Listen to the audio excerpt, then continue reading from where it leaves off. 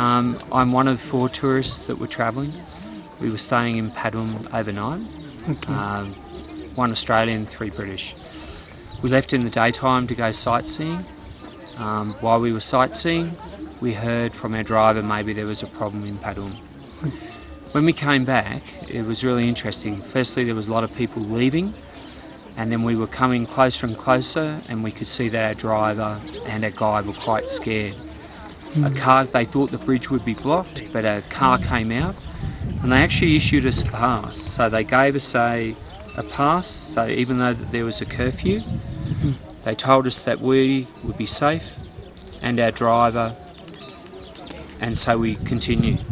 We got closer to the bridge, and the driver of the car was very scared, so he turned around and went back. We then continued by foot towards our hotel, which was Hotel Shambhala.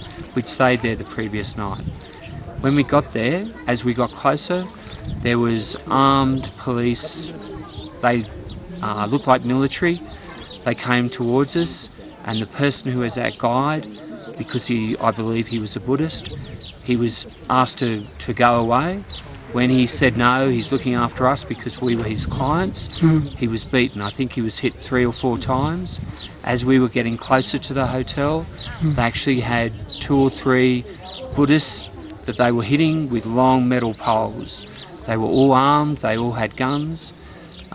We continued walking towards the hotel, not trying to make any problem. They said we were safe when they would give us our bags. When we got to the hotel, we tried to open the door, but the door was locked from inside because obviously the people had been scared. The military police, or whoever they were, they then broke the door down with force, and then they went into the hotel. We waited outside.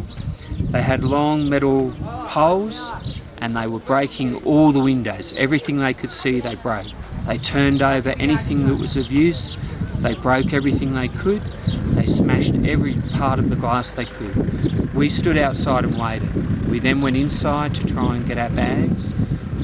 Our bags had a lot of glass in all of them, but then we put our bags together. We then wandered, we came out of the hotel because we were quite scared. We then wandered up the street.